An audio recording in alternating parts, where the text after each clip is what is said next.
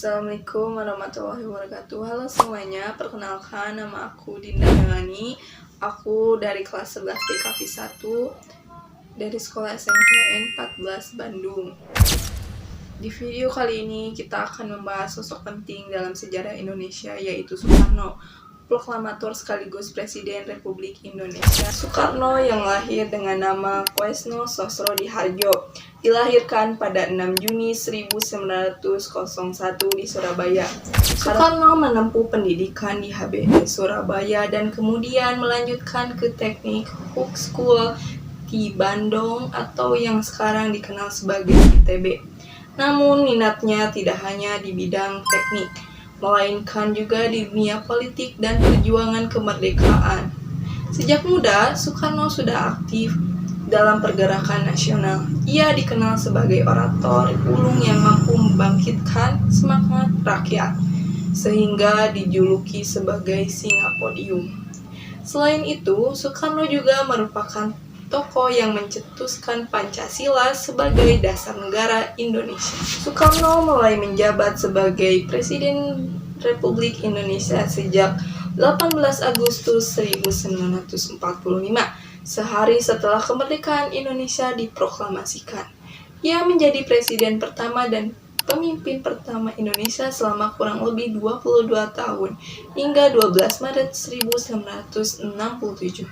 Pada awal masa jabatannya, Soekarno menghadapi tantangan besar, yaitu mempertahankan kemerdekaan Indonesia dari penjajah yang ingin kembali berkuasa.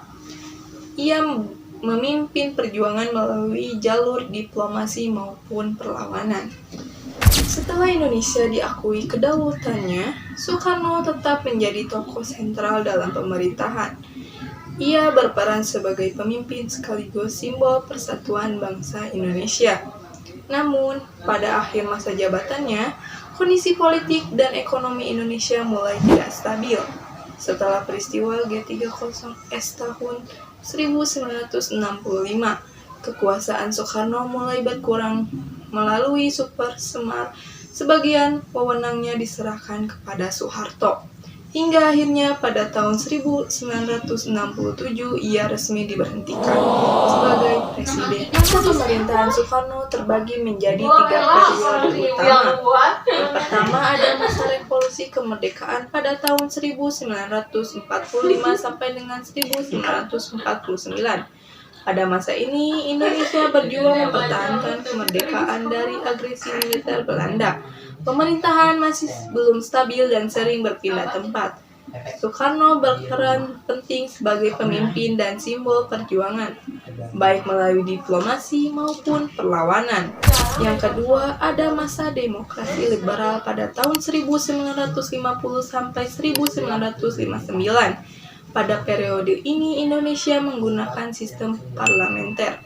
Banyak partai politik bermunculan dan kabinet sering berganti dalam waktu singkat. Kondisi ini menyebabkan ketidakstabilan politik dan pemerintahan sehingga pembangunan negara menjadi terhambat.